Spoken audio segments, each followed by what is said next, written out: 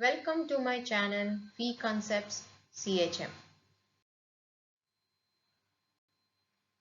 In this video we are going to study UJT as a relaxation oscillator. It is one of the applications of UJT. This is the circuit diagram of a relaxation oscillator. This is a UJT. We are applying a plus VV supply to this UJT. There is a resistor R1 and a capacitor C and also a resistor R2. Here we note down VR2 and here we have the emitter voltage.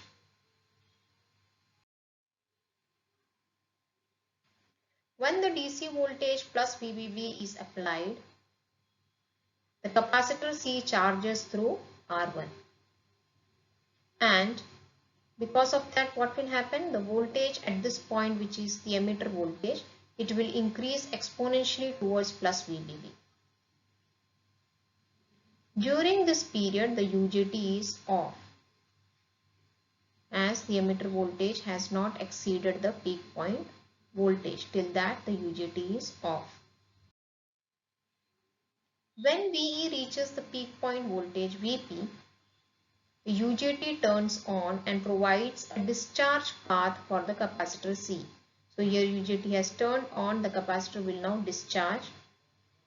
The discharge is very rapid since the resistor R2 is taken to be small, causing a voltage spike across R2.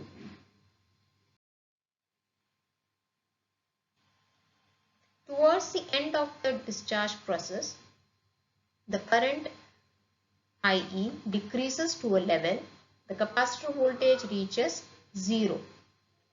That causes the UJT to turn off and hence the charging process restarts. The charging and the discharging cycle produces the sawtooth waveforms as shown in the following figure. So these are the sawtooth waveforms. Charging, this is the charging part and this is the discharging part. The output VR2 is shown this one. It can be used to trigger an SCR or a triac in the AC power control circuit because it produces a spike. The time period and hence the frequency of the sawtooth wave can be calculated as follows.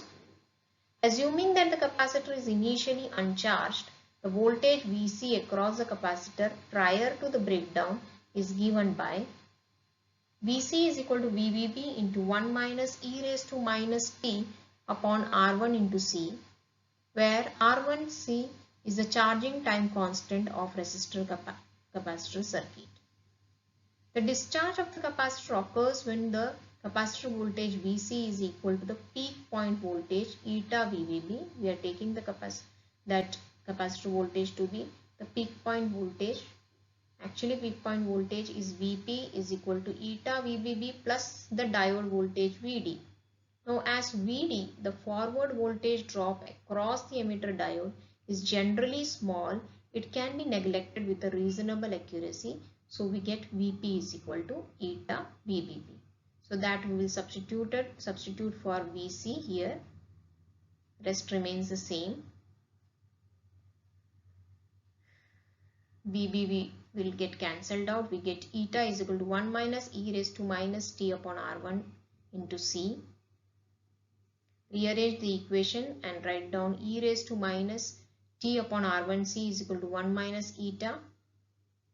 We can write down this term as 1 upon e raised to t upon RC is equal to 1 minus eta. Rearrange the equation like 1 upon 1 minus eta is equal to e raised to t upon RC. And then taking the log on both the sides, so ln of 1 upon 1 minus eta is equal to t upon RC. So we get t, the time, is equal to RC or R1C into ln of 1 upon 1 minus eta, or we can write it down this as 2.303 into R into C log to the base 10 of 1 upon 1 minus eta. So we know time period now.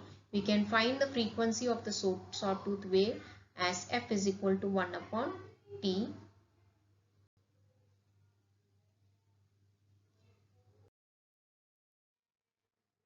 Thank you for watching this video.